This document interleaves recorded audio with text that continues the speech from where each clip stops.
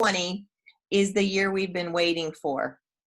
A year so uncomfortable, so painful, so scary, so raw, that it finally forces us to grow. A year that screams so loud, finally awakening us from our important slumber, or ignorant slumber, sorry, need my reading glasses, ignorant slumber. A year we finally accept the need for change, declare change, work for change, become the change. A year we finally band together instead of pushing each other further apart. 2020 isn't canceled, but rather the most important year of them all. So again, I would encourage you to, I think it's just an inspiring set of words that I know, even for me personally, came at a very important time in this year that was unlike no other. So thanks, Pat, for allowing me to share that with everyone. You bet. No, thank you for sharing it. So I thought we'd have a little bit of discussion, and then of course you probably noticed we do have a guest speaker that's going to join us about halfway through. That's going to be an uplifting way to show us how to celebrate. And he's written a great book, which I have a copy of right here. I actually bought copies for all my children to teach them professional drinking. But before we get to that, so similar to what Kim was saying, I would set up this scenario, and that is, a few years from now, we will look back on 2020, and yes, we will think about all the challenges that we went through, all the tough times, and in some cases, I don't want to minimize the fact that some may have really endured tragedy and loss. But I do think we will also see some of the positive things, and that could be with our company, the way we adjusted, or personally, things that we saw in ourselves. So I just use that to open up and invite you to share. What are some things that you've noticed through the year that have helped you, have changed you? What are the good things that you've seen in 2020?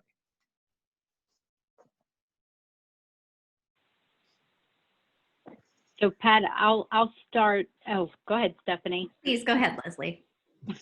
Well, mine's going to be more of a joke. So, I was going to tie into the professional side of drinking.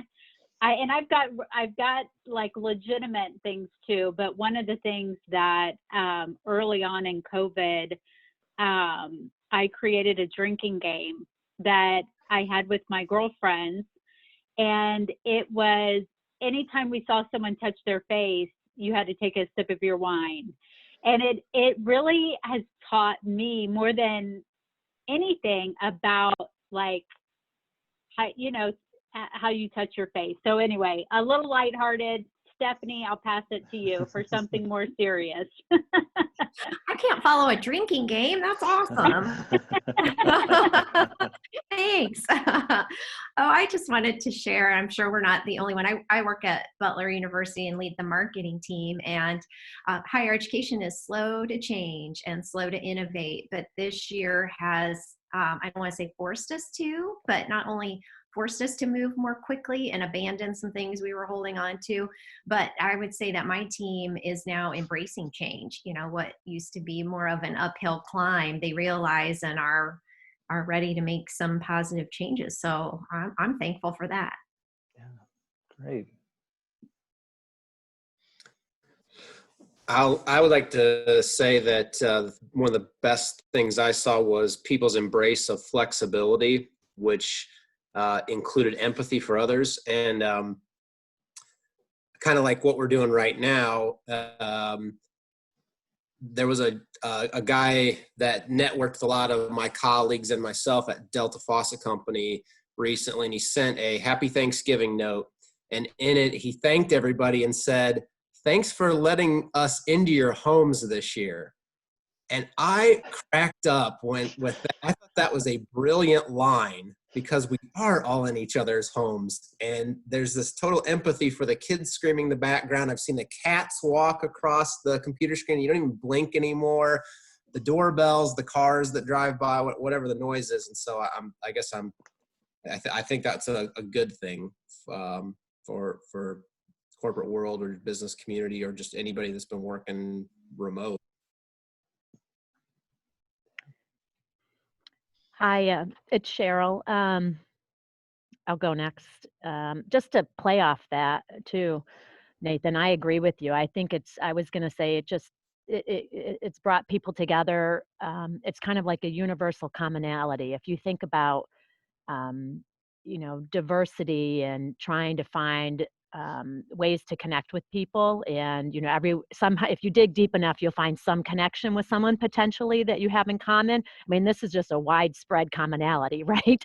So I think it has allowed us to connect a little bit more and have empathy, compassion, and on that level, I think, personally, I've been able to enjoy some more time with my kids, which is fabulous, right? Kids that are usually out and about and not, when they're older, when they're teenagers, allowed to spend some time together and do some things. And then professionally, I think, it's really opened up.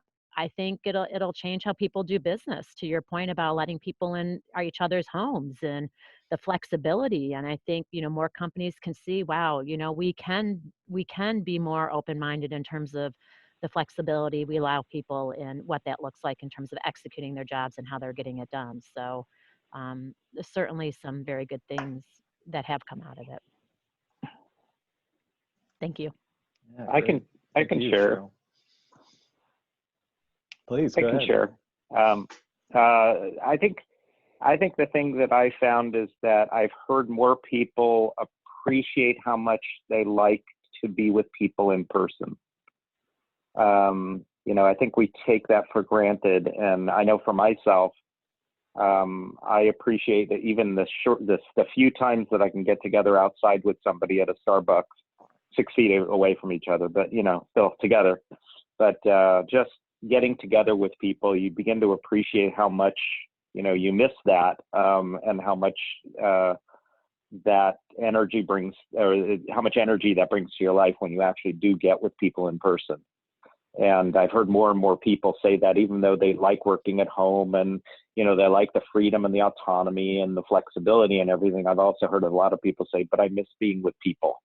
And that to me is encouraging and energizing, just to hear people say that. So. Yeah, I think one of the things, Josh, that you made me think of is, and I don't know if other people feel this way, I feel like I've gotten to know myself better through this too, because I'm having more of a dialogue with myself, like a real dialogue than I would, because I'm not able to be with other people. and the type of conversations are like they feel a lot deeper today than what I've had. I know, and I'll call on my kids here. I've had some really kind of important conversations with them, and COVID prompted that. So I'm grateful for that, because we've been able to talk about what type of person do we want to be on the other side of this, and how can we grow through this, and that type of thing. So. Hi. Oh, go ahead. Go ahead. Sorry. I don't know anybody on the call, but my name is Robin Lee. I'm with the Nexus Impact Center. I'm glad to be here today, but I agree. I love that poem, because it's so true that we grow the most out of hard situations. And I think personally, from what Leslie was saying, I had started the year reading, before the pandemic hit, The Ruthless Elimination of Hurry, and then everything shut down.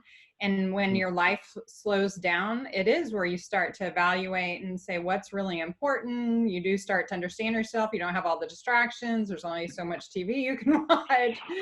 And so personally, I think that's been great for people in general.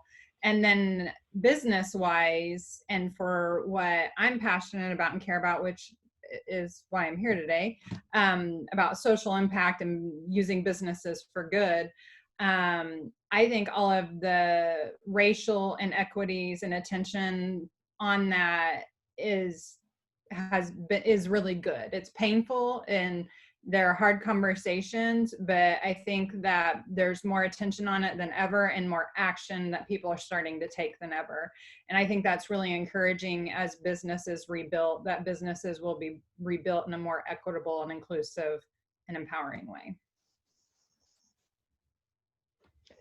Yeah, I'd like to follow up that. I was thinking along the same lines, outside of just the COVID issue, but also the issues of diversity, equity, and inclusion.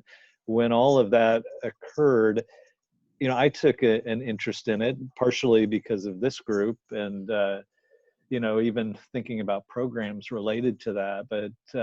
But as I got further and further into it, I realized, you know, you start to realize what you don't know. And you start to learn more about yourself, your own unconscious biases and so forth. And so clearly that's one of the ways that I feel I've grown this year. I'll jump in here. I want to kind of build on what Stephanie said. I think from a business standpoint, this accelerated some things we needed to do, the organization I lead, IWL. And I never could have imagined what we would have been able to do. It ended up being more successful than ever, but it was pretty scary. And I guess that's the point I wanted to make as a leader. It really forced me to take risks and to not be afraid, or to take or be courageous. Not that I wasn't afraid, but it was a do or die. I mean, it was a now or never moment in terms of leading this organization. And I never could have imagined that coming out on the other side, that it actually would be a platform for us to even further take it to the next level. But it was, you know, I'll say this, women generally don't own their greatness very well. That's, we don't. But I'll say I'm really proud of the leadership I showed. And and so that, I'm not bragging about it, but I'm proud. Mm-hmm. It was scary. Mm-hmm. And I want to thank this group too. You know, when COVID first hit, you know, this organization really came together and was a support system, a friend system. We were, you know, one of the first to start pivoting virtual events. And I just want to thank you all. I love being part of this community and so happy you all are here today. This is really great. I mean, even I'm also a newcomer as well. So I think Robin, you're not the first one. I'm also first time to the event. So I already feel this instant connection with the group. So to build on Kim's point, right, about how we excel in the business world in this dramatic year, especially for how women own our greatness. I would just kind of say from my side, even as an introduction, because I work for Cummins. I lead the worldwide continuous improvement, the Six Sigma program and the continuous improvement projects. So for this year, right, when COVID hit us around the March timeframe, pretty much, you know, like our factories are closed, you know, we cannot work there. And then also employees are working from home. So I've been working from home and with my entire team until now. And so through that process, you know, we thought that this year's continuous improvement goal would tank because, you know, people turned upside down, right? And we also, even from the CEO side, take a pay cut. So CEO cut 50%, directors cut 20%, regular employees cut 10%. But to my surprise, it's true that Q2 timeframe, our continuous improvement take off. Like now it's just November, we already beat a 600 million target for this whole year. Wow. Well, that's the reason now I come to that yellow book, right? I mean, there was just one chapter talk about how we transform our thinking from human resource to source, human source, right? Human is not just the resource for people to utilize, but it's really the source of energy, source of creativity, source of wisdom. So I think this is the part I feel it firsthand this year, just so amazing. We couldn't really do it together, you know, with the old mindset.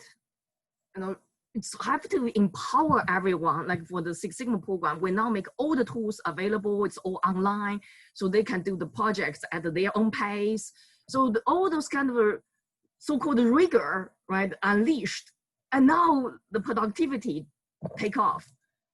So yeah, that's the reason I just really want to better connect with this team and learn more about that. And also another piece about me is, as you can tell, I'm a Chinese. So I'm really a Chinese by birth, and I came to US in 97. So the year Hong Kong, right, returned back to China, and then I came to US.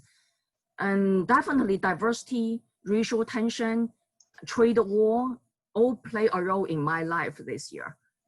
And because the reason I came to US is for free market, right, for freedom, for democracy. And this year, I started truly experience that firsthand. So like my husband and I will wake up 5 a.m. to vote, right? I mean, but in Hong Kong, right, people, they masked even before the pandemic. They just couldn't even show their face in public. So I think those are the things you can tell kind of touches me as well.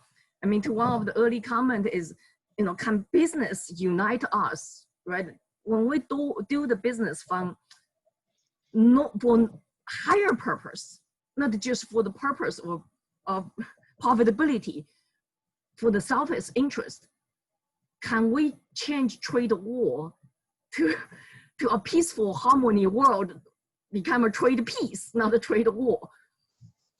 So that's another reason really drew me to this group as well. Yes. Thank you for welcoming. Yes. Thank you for sharing. You're in the right place. Yeah. Thank you for sharing. That's great.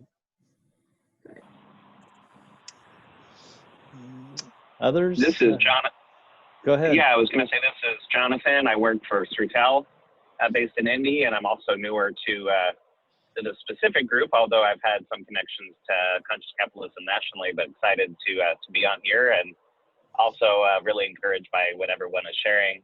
And we do digital education, so it's actually been, not to say we're glad for COVID in any way, but it's been, it's provided us opportunities to serve teachers and students in unique ways. So as far as institutionally, there has been opportunities there that we couldn't have foreseen. And personally, I struggle a lot with, just not knowing what is ahead. So I feel like this year has forced me to learn how to surrender a lot more to what you can control and can't control. So which has both helped me, building off of a previous share of growing personally, it's helped me in how I hold things, both personally and professionally, holding them a little bit more loosely, of course, still trying to be intentional about everything.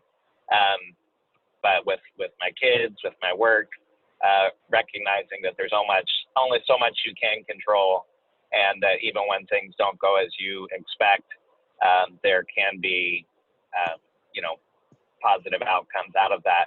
And if you only look for the negatives, that's all you'll see. But if you look for the opportunities, you'll see those as well.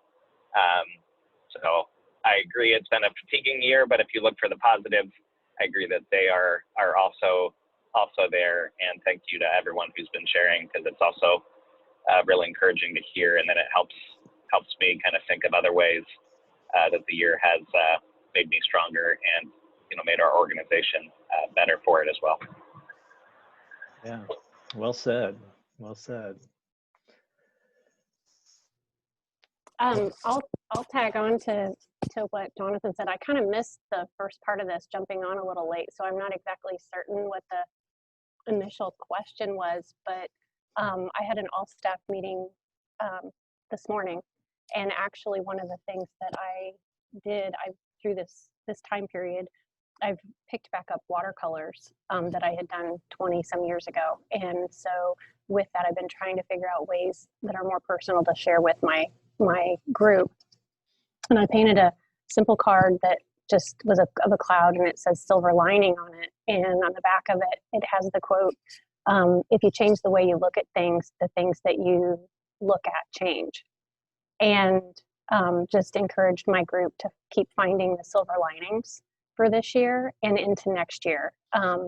And gave them a mercury glass votive candle to light, to think about it, or to regift to someone else that needs that message.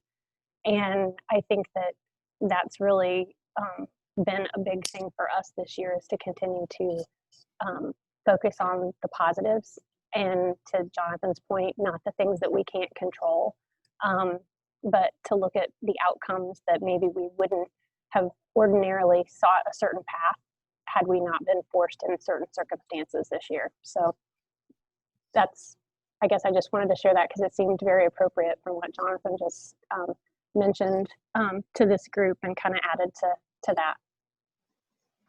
Thank you, Julie. And for somebody that didn't hear the question at the beginning, you blended right in with exactly what we're doing. We're talking about the good things and the reasons that in some way we can celebrate the year. So gosh, listening to all this, I'd say it's been a pretty good year.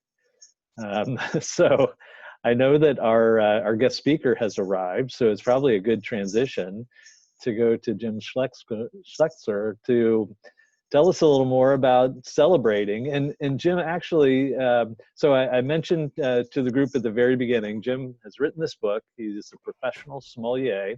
But the first thing I want to do, if you don't mind, is Jim is, I think his real job is as a CEO coach. And so you have probably had a number of these kind of conversations with CEOs, tough conversations about what companies are going through.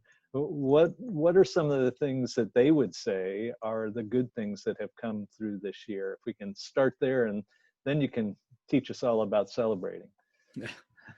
I think when we look back on 2020, a few years from now, from a business transformation point of view, it's going to be viewed as one of the best years we've had in the last 20, in terms of virtualization, digitization, and frankly, the ability to achieve a balance in life. We've all had to learn to do that. And so, all these organizations that were afraid of work at home because they got lazy, good for nothing employees, they found out, dang, we send them home and we get everything done and as good or better than we ever did. And so it was a gigantic work from home, virtualization, digitization experiment that worked.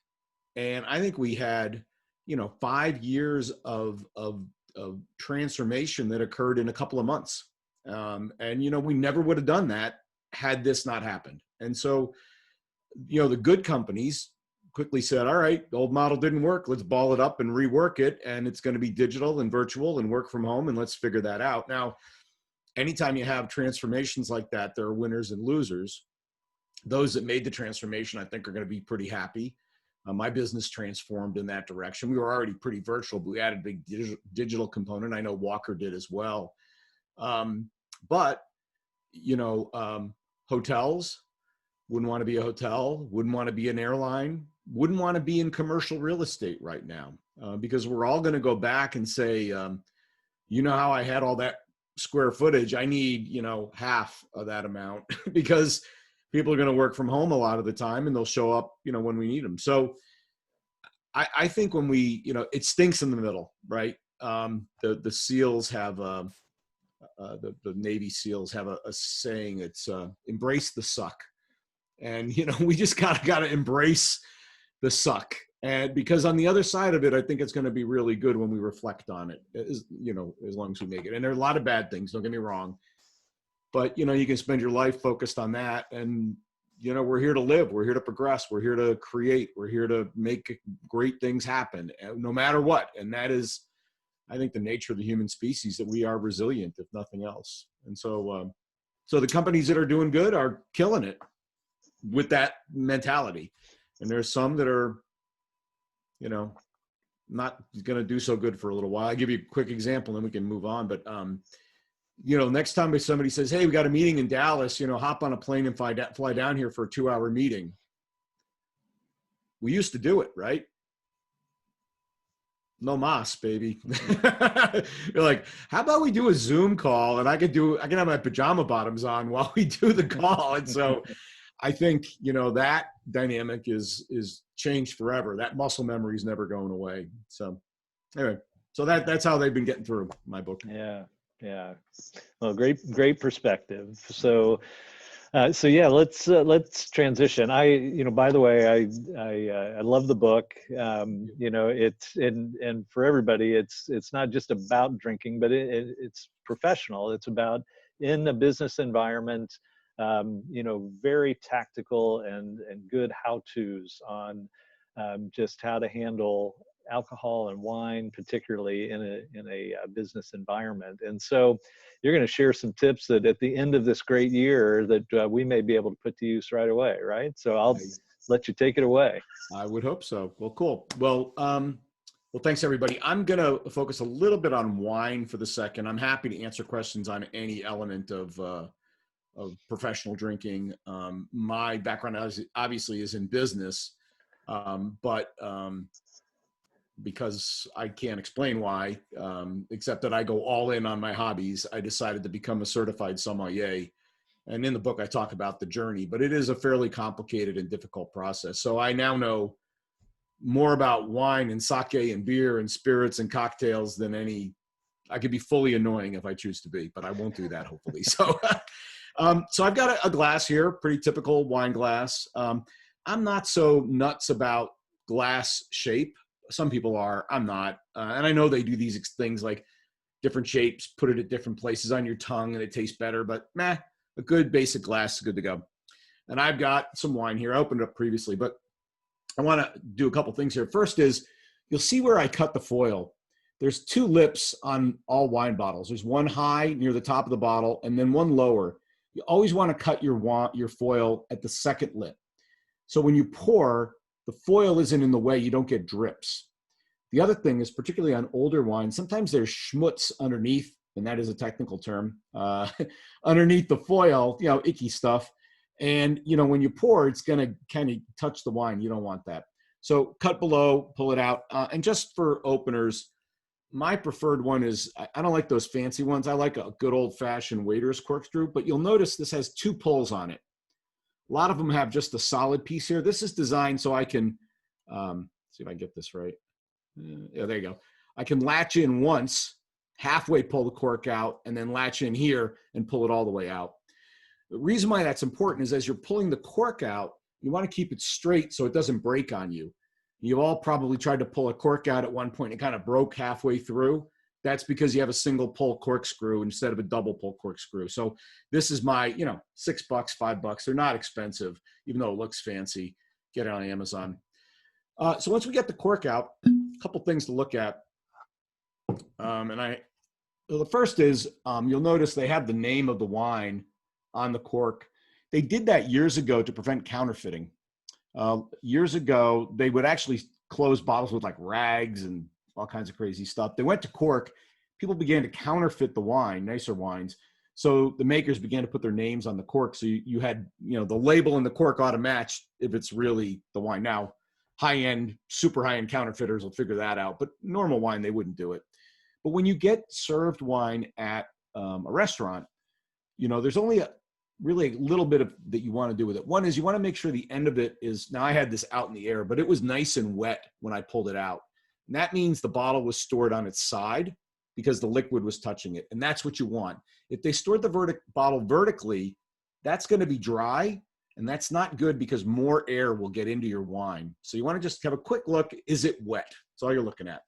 And then the next thing I do, I don't smell it. I don't taste it. I give it a little squeeze, just like that. And what I'm checking for is the cork pliable or is it like crumbly and nasty? If it's crumbly, then it means you probably had some leakage of air into the wine. And that's bad because it'll age the wine and make it kind of taste off. So is it pliable? You're good to go. If it's crumbly, like kind of icky, you might want to point it out to your sommelier or your waiter. Say, hey, just the cork's a little weird because there may be something wrong with the wine. So the next thing they'll do at a table is they'll give you a little pour. Just something like that, little pour. Now, some people, they go, well, what am I supposed to do? Everybody's looking at me at the table. Like, I don't know what to do. It's really easy. You're going to give it a smell. Smells nice. A little swirl, then it'll taste. And that wine's delicious. But what you're looking for is one thing, and that's it. And that is the wine flawed? And the primary flaw you're going to identify is what's called the wine is corked, just like cork. And reason why we call it that is when they make the cork, they clean it with a chemical that sometimes reacts with a mold that is in the cork. This is a natural product. It comes from the bark of the cork tree. So, there's things in it sometimes. That reaction creates a chemical called TCA, trichloroanisole. And in the glass and on the nose, it smells like wet dog, wet cardboard, musty basement. You could drink it, but it's like life's too short to drink crappy wine. So if you give a smell and it's all musty and wet doggy, you go, I don't know. Now, I'll usually taste it just to make sure. And if it's like that, you immediately get it. It kind of coats my tongue. And now here's the thing. You call the waiter or the som over at that point. In a good, and you say, look, I think the wine might be corked, because we're not experts, right? I mean, I think it is, but I don't know. In a good restaurant, they'll immediately take away the bottle and go, I'm so sorry, let me replace it immediately. Would you like another of the same, or would you like something different? And I can tell you there's no risk in going to something of the same, because corked happens by the bottle. So I could have a case of 12, one's corked, the other 11 are great. So you could have another of the same. It's not a problem. If you want to change, that's fine too. You do need to change the glassware, because the glassware, you can taste this stuff in parts per billion. So you need a new glass. The glass is contaminated at this point. They got to clean it. Here's the dirty little secret. A lot of people resist saying a wine is corked, but here's the dirty little secret. The restaurant doesn't get hurt when you send back a bottle of wine. They don't get hurt. Why? Because they're going to bring it in the back and they're going to taste it. And if it truly is corked, you're right, in other words, they're going to send it back to the distributor and say, hey, we had a bad bottle. Give us full credit for the bottle. They don't lose a penny. If it's good, they'll bring it over to the bar and they'll go to the bartender and say, look, I got a bottle of something special. Sell it for $25 a glass, like a wine by the glass, special offer. And he or she will go to their kind of better clients and go, hey, I got something really special behind the bar. Would you like a glass of it? It's $25. They'll make more money selling that bottle by the glass than they will selling the whole bottle. So either they get the full credit back or they make more money than selling you the bottle. They don't get hurt. Somebody asked about the rate of being corked. It historically was about 1 in a case. They've been working to make this better. So it's about 2-3% right now. So I guarantee you, if you've drunk more than 50 bottles of wine in your life, you've had a corked bottle at one point or another. I know I have. Probably later in the night when I don't care quite as much about the wine. So, you've tasted it. No wet dog, no basement. Go ahead, pour the table at that point. Okay. So that's the process of sort of being served. I want to go to ordering for a second, because this is like one of those stress-inducing moments for everybody when we're and I do have a chapter about professional drinking as a woman. And I talk to a lot of my clients who are female CEOs. I said, what do you do when they hand you the list? And they laughed at me. They go, I'm a woman. They're not handing me the list. I'm like, what? They go, no, doesn't matter if I'm paying, so you read about that. But when you're handed the list, you go, all right, I don't know what to pick. Well, look, if they have a sommelier or general manager, bring them over. They're there to help you, right? And I've got some lifesavers that I'll talk about in a minute. But one of my really good tricks is we don't know what we want, but we know how much we want to spend. Usually $50 a bottle, 75, whatever your number happens to be. You run your finger down the list. Now you're not pointing at the wines, you're pointing at the prices, right? Nobody at the table knows that, right? The som's over your shoulder, looking at and you're going down the list. You stop at the price you'd like to pay, and you say, I think I'd like something from this region. And they go, yes, ma'am, I understand completely. I will take care of that for. What's everybody having for dinner? Duck, sirloin, blah, blah, blah. Let me go get something from that region that I think you'll really enjoy. And they'll go off and find a bottle for you. So it's a really sneaky, simple way to use the Somm to help you. And nobody knows that you don't know a darn thing about wine, right? So feel free to use that. The other sort of lifesaver moves are a couple. Let me just start with, in a restaurant in particular, there's no bad wine. There's no bad wine.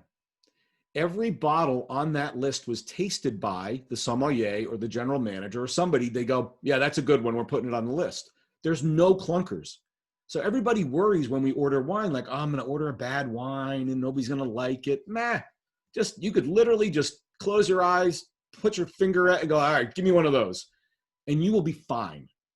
You will be fine. And part of it is the attitude of gratitude that, like, I'm drinking wine with my friends. Like, life is pretty good, right? I mean, even if it's not, and I have a line in the book that Pat probably remembers, it, you know, it's like ice cream, sex, and pizza, there is no bad wine. Because even ice cream that's not that great is pretty good, right? Same thing with wine. So look, don't worry about it. There's no bad wine in a restaurant. Just pick, you're good. So if you want a little help there, first is you can go to the Wine by the Glass. Big fan of that. But they sell that by the bottle too. And what's cool about Wine by the Glass is they're sort of middle priced, crowd pleasing, nice, good wines that everybody's going to like. They pick them that way on purpose, right? That's why they sell them by the glass. So you can just go, you know, this Cabernet Sauvignon you've got by the glass, do you sell it by the bottle? Well, of course we do. I'd like a bottle of that. Done. Super easy. You're never going to go far wrong with that. It's designed to be a crowd pleaser. So you'll be perfectly good with that. If you like it, order more. The other, and so let me just leave it at that. I'm not going to go into other, you know, wine selection strategies, except on this. Let's say you're a guest and they go, hey, Pat, pick a wine. Here's the list. And you go, oh, great. So how much of Jim's money am I supposed to spend here, right? Now, ideally, the host says, hey, Pat, why don't you pick something? And usually when I do this, I come over and I hand Pat the list and I go, why don't you find something around $50 a bottle that you think everybody would like, or 100, or whatever my number happens to be, right? So he has some guidance, because it's a very stress-inducing thing to go, hey, or go pick something. I'm like, if they don't give you guidance, first thing I do is I'll use a little humor. And I actually did this literally right before COVID came in. I was at a dinner in Chicago, and he hands me the list. Yeah, pick something. And I go, so how good a year you having?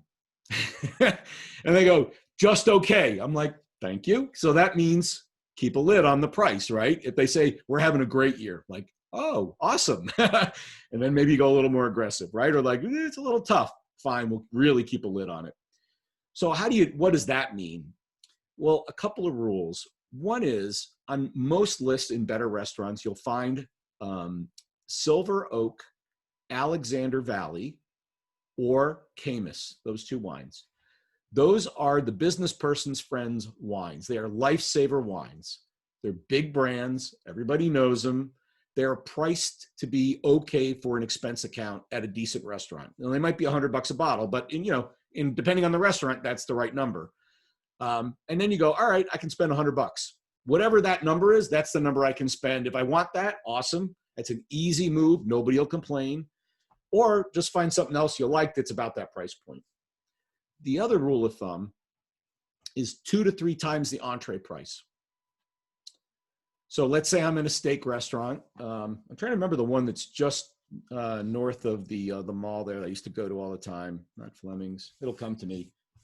Is it Sullivan's or? No, it's not Sullivan's. It's an independent chain. It's light color. It's designed to appeal to women, actually. It's not that dark, woody kind of thing. Is it Eddie Merlot's? Eddie Merlot's. I used to go there all the time when I was in Indy. Okay, so let's say you're at Eddie Merlot's, and an average steak is $50, right? Ish. So I could spend $100 to $150, and I'm not going crazy at Eddie Merlot's. And if they say, we're having a great year, I might go 150 or 200. If they're going, just okay, I might stick at 100. If they go, it's a tough year, 50 to 75, right? So I've tuned it to the place. Let's say I go to a pasta place and the average entree is $25. I could go 50, 75, I'm pushing the point, right?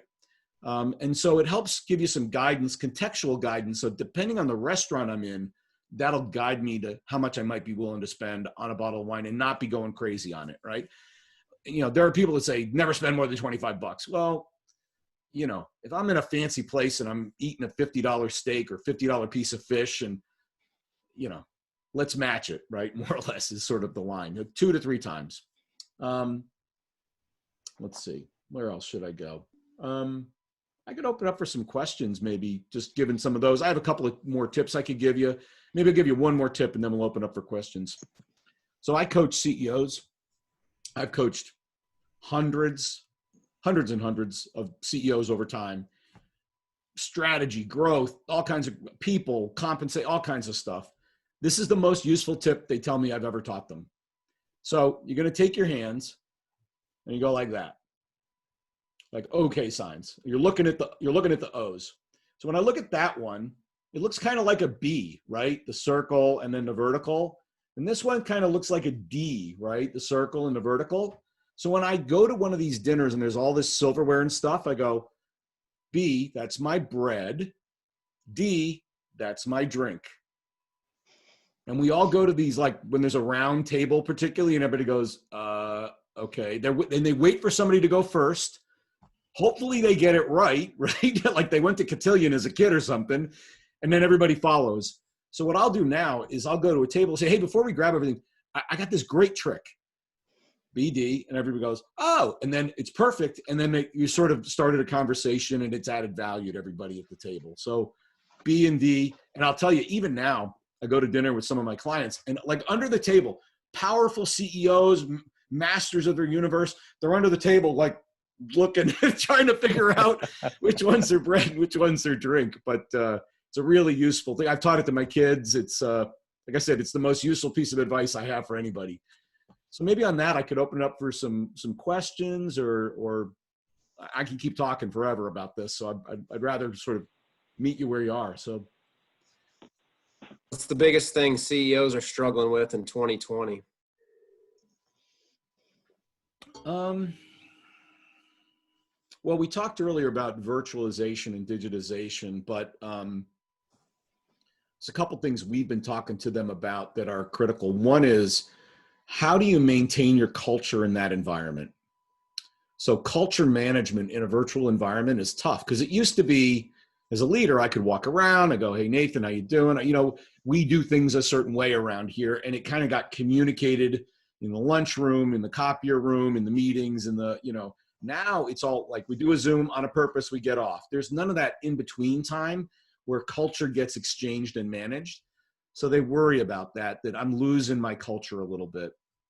The other one is retention. You know, every employee just is now a click away. So I'm working in my pajamas in my office for you. I get a phone call for $30,000 more. Like, I don't have friends. I'm at home. There's nothing keeping me at a company. Maybe I like the work, but like the number one indicator whether somebody stays at a company is, do I have friends at work? That's the number one indicator. And so when you're face to face and you go to lunch and you hang out with your buddies and, hey, how was the game? That works. When we're completely virtual, like, how do I make that happen that gives some stickiness so people don't just go, oh, 20 grand more, I'm out of here. And all I do is I change the Zoom account to a different, and I'm now working for somebody else. So they worry about retention and culture management. Those are, now that we've made the digital transformation, which was like, am I going to stay in business? Now we're over that. We're like, okay, how can I operate in this environment? Because it's really different to the face-to-face environment that we all grew up in. So those are big conversations. Jim, on the wine side of business, yeah, let's go back there. When you're I'll drink to that. Go ahead.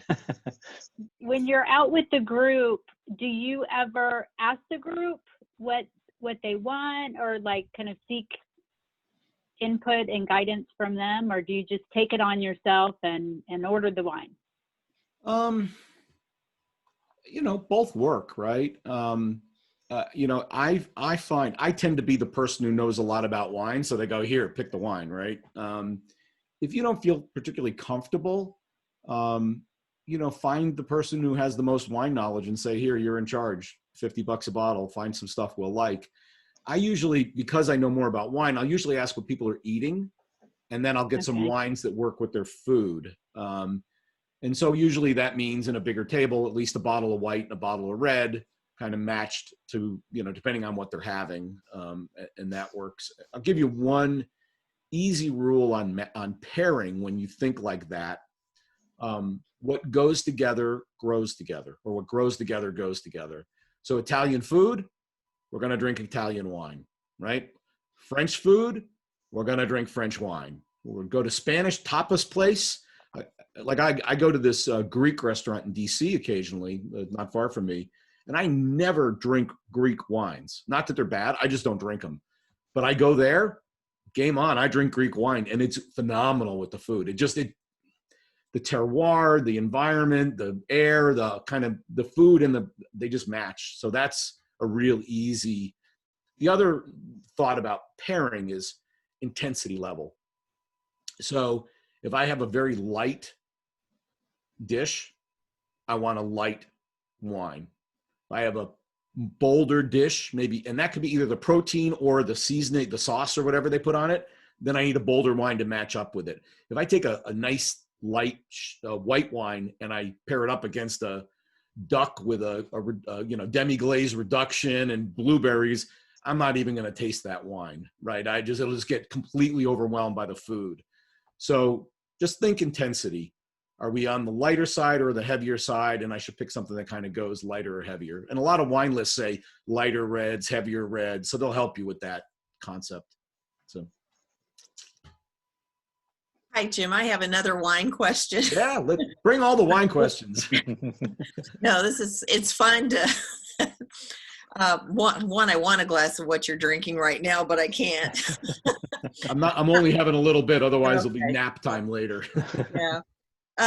Like I like to buy wine and keep it at home. And of course, in these days, you know, it's a little bit of my treat a couple times a week.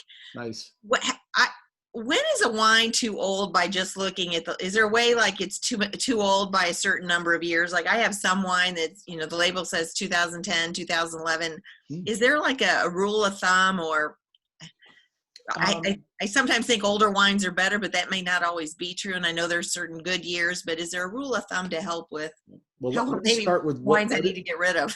What are your storage conditions? Are you keeping them cool, like in a basement or something? It is in a basement. Good. Okay.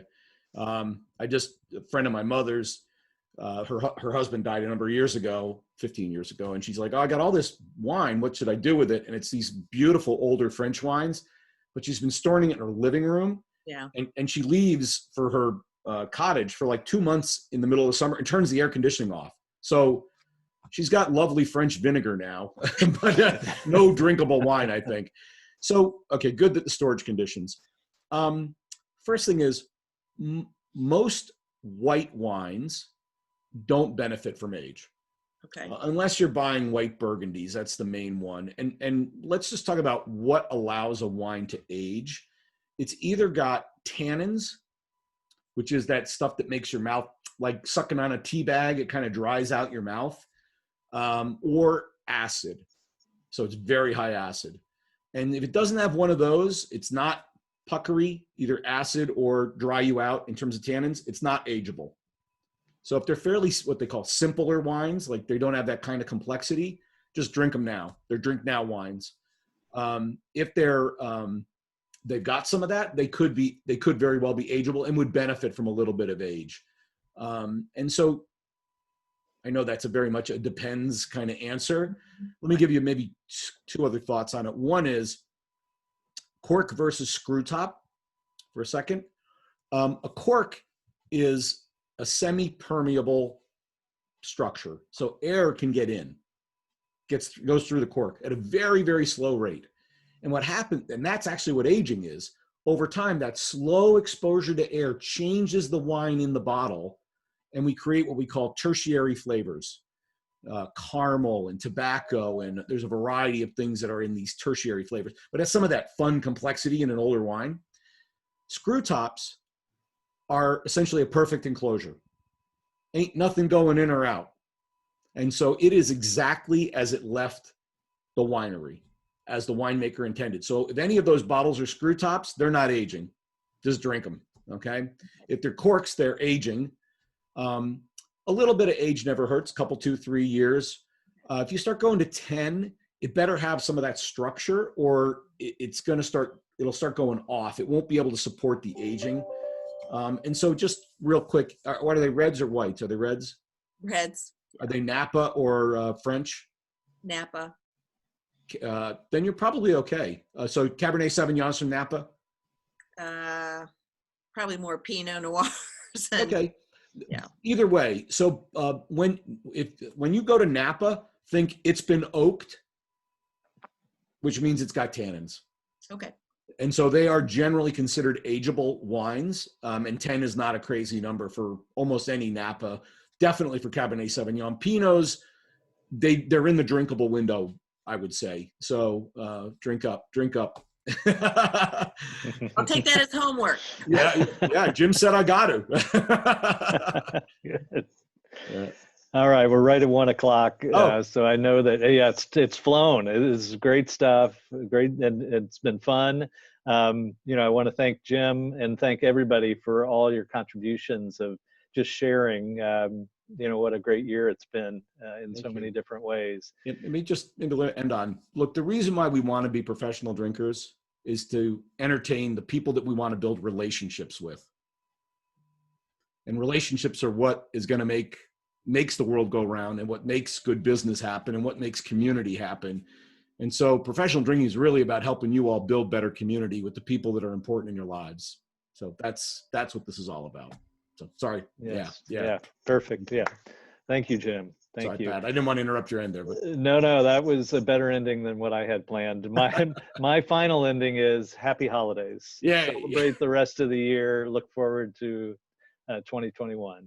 Take care, everybody. Hey, Kim, if you need me to if you have bottles you want me to give you an opinion on, Pat has my contact information. Shoot me a picture and I'll give you an opinion on them. Okay. Thank you. Thank you. Bye, guys. Thanks.